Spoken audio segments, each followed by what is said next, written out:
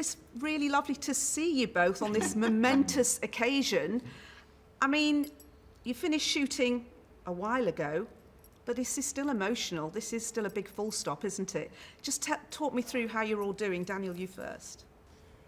Well, I mean, you know, it's been like, for everybody, it's been like just a very, very odd couple of years in any way.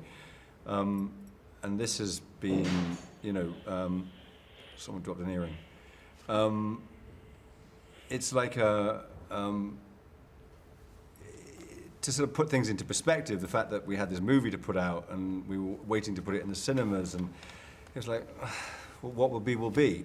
I'm just so grateful that we've got here eventually, and that we're going to have a premiere and we're going to celebrate this, and we're going to, because I think we've got a very special film, and that's just, you know, that's just kind of, it's more than we could have hoped for, especially this time last year. No one knew what was going to happen.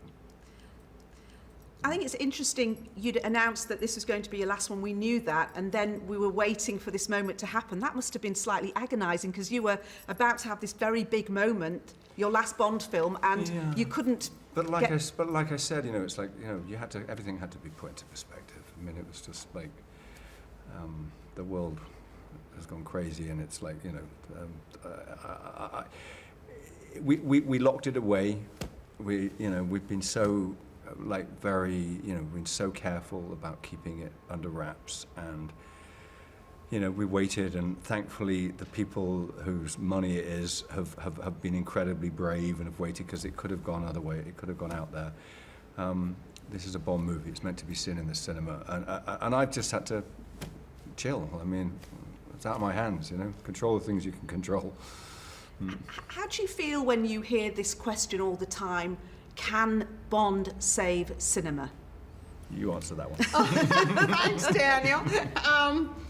Listen, it's imperative that we save cinema. I mean, cinema is, you know, so vitally important to us culturally, and it's one of the greatest forms of entertainment.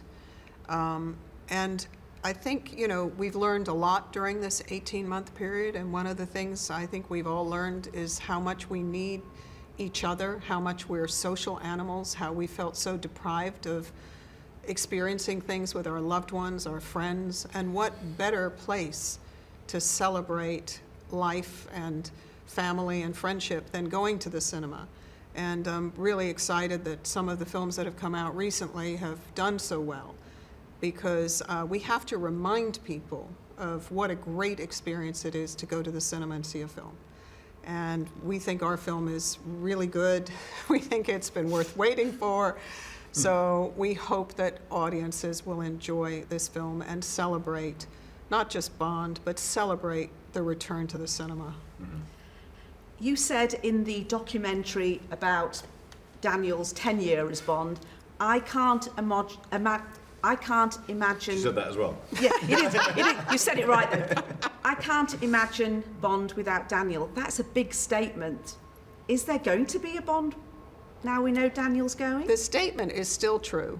I mean, I'm in denial.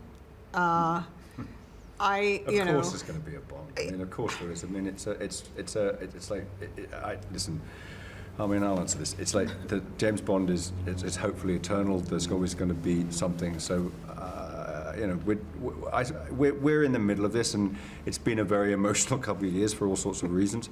And I think it feels like we just sort of want to get the film out. Let's just deal with that, and then I'll be front row and centre when the next one arrives. You've had a bit to say about who it should be. Mass speculation. Have I? You said not a woman. Yes, that was the statement you made. It's been everywhere. I didn't say that. I said what I said is that there should be parts for women that are better than that. There shouldn't. I never ever said it should not be a woman. It's just like why does James Bond have to be a woman? Someone should write a role as good as James Bond for a woman. That's what I said. Yeah, and I agree with that. And I've said the same thing. I actually copied him by saying the same thing. What's been the lowest point for you, do you think, in the 15 years? There must have been lots and lots of highlights, of course. There's no low point. There's times where jobs get tough, but that's like everything. So, and I can't look back on any of the 15, 16 years actually it's been without thinking of all the high points. They so outweigh any of the low points. It doesn't even register. Where do you think this can go? You reinvented it. That was the ambition, really, in hiring Daniel, was to bring a whole new Bond into the franchise. Where do we move to now? Where's the next step in this Marvel cinematic universe? I mean, things have changed so dramatically, haven't they, in cinema over the last 10 years or so? I really am not thinking about the future. I'm thinking about now, and I think we have to celebrate now. Again, we've learned a lot during the pandemic, and one of the things we've learned is relish the good times, and this is a good time. I mean, we think the film is magnificent. I want people to celebrate Daniel Craig because what he has done has been extraordinary, and this is the sort of epic conclusion of his tenure as Bond, and I want people to celebrate that and celebrate coming back to the cinema, and we'll think about the future at another time. What has James Bond done for you, Daniel? I mean, that's so hard to answer. It's changed my life. I mean, I knew it would, but who could imagine the way it's sort of, what it's done for me. But the only thing I always say this, it's given me the chance to work with some of the best people in the industry, and Barbara and Michael have given me this opportunity and responsibility to sort of take this on. And I'll be forever grateful for that opportunity. But the work is what I've always loved most, and that's what I'm going to miss most about this. Is there anything you're not going to miss? This. Come on, you love it, really. Oh, I love it. Can't you see? This hullabaloo that goes with it. You've obviously done lots of other things in the meantime. You're always going to be known as James Bond. I mean, is that a good thing? It's not a bad thing. Is it? I'm wondering about different roles you might want to take into the future. In what sense? That it'll affect the roles I have? I don't know. I'm playing someone called Benoit Blanc right now. I think it's moot. Okay. Yeah. All right. Okay. We've not been able to see the film because you want to keep it secret. Suggest to me something really massive happens in it? Yeah, of course. Something very dramatic? Lots happens in this movie. Lots happens in the movie. Yeah, and you won't guess what it is. Okay.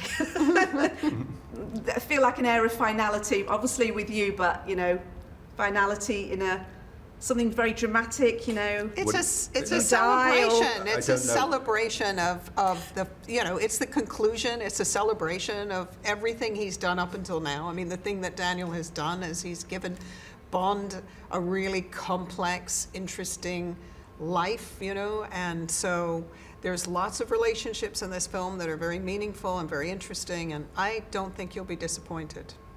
Just finally, in the documentary, you got really emotional. That was quite a moment when you said goodbye to the crew. That must have been incredible. I know. Well, it was like I said, those are the people that I do it for, and it was hard not to get emotional. I tried to not get emotional, but